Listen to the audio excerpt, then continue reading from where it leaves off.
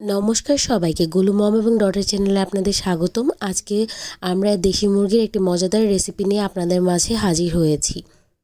এইখানে আমরা একটি দেশি মুরগি নিয়ে নিয়েছি। এটাকে ভালো মতো কেটে ধুয়ে পরিষ্কার করে নেওয়ার পর এর মধ্যে আমরা হলুদ মাখিয়ে নিব।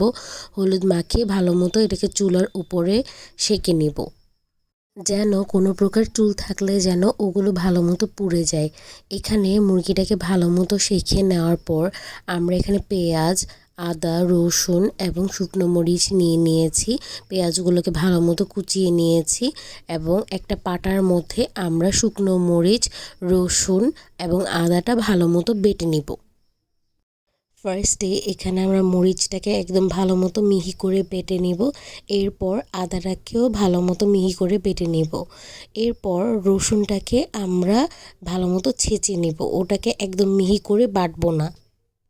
সব মশলা প্রিপেয়ার করা হয়ে গেলে আমরা একটি পরিষ্কার বাটিতে উঠিয়ে নিব। এবার আমরা মাটির চুলার ওপরে একটি কড়াই বসিয়ে দিব। এরপর ওটার মধ্যে পরিমাণ মতো তেল দিয়ে তেলটাকে ভালো মতো গরম হতে দিব। তেলটা যখন ভালো মতো গরম হয়ে আসবে এর মধ্যে আমরা একে একে সব মশলা দিয়ে দিব। ফার্স্টে আমরা এখানে তেজপাতা দিব, তারপর আমরা এটার মধ্যে গরম মশলা দিয়ে নিব। এরপর আমরা কুচনো পেঁয়াজ ছেড়ে দিব এবং কুচনো পেঁয়াজ দেওয়ার পরে আমরা ভালো মতো এটাকে নেড়ে নিব। নেড়ে যখন পেঁয়াজটা একটু ব্রাউন ব্রাউন হয়ে আসবে তখন আমরা এটার মধ্যে কুচনো টমেটো দিয়ে দিব। এখানে আমরা 4 থেকে 5টা টমেটো নিয়েছিলাম। টমেটোগুলোকে দেওয়ার পর 4-5 মিনিট আমরা ভালো মতো ভেজে নেব।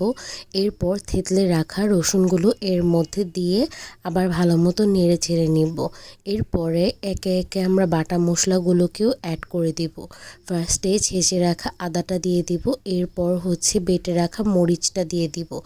দিয়ে ওই সেম বাটিতে অল্প একটু পানি নিয়ে ভালো মতো আমরা মশলা কষানোর জন্য ওটার মধ্যে দিয়ে দিব।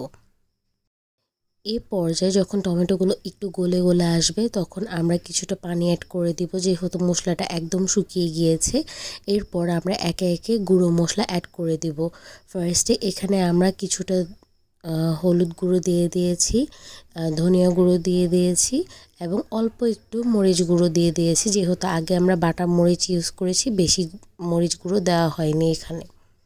এবার আমরা মশলাটিকে একদম ভালোভাবে কষিয়ে নেব যতক্ষণ না এর থেকে তেল ছেড়ে আসছে।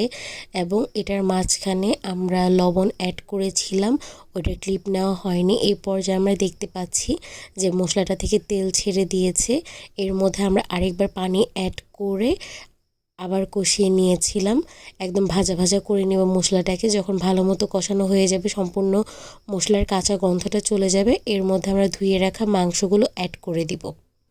এবার মাংসটাকে ভালো মতো নেড়ে মশলার সাথে মিক্স করে দিয়ে আমরা এটাকে ঢাকনা দিয়ে রাখবো এবং কোনো পানি অ্যাড করব না।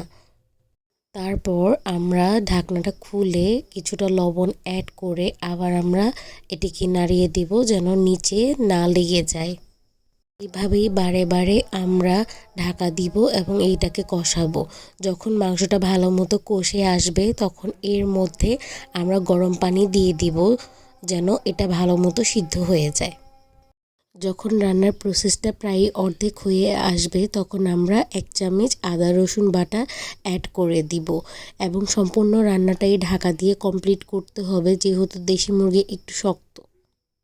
এবার মাংসটা যখন 80% হয়ে আসবে তখন ডুমো ডুমো করে কেটে রাখা আলু দিয়ে দিব।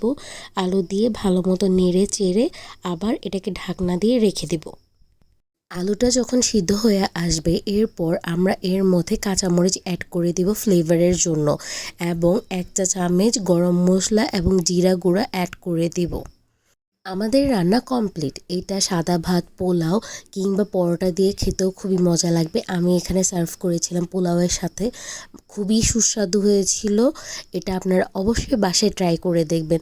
ধন্যবাদ সবাইকে, আজকের জন্য এতটুকুই। Bye bye.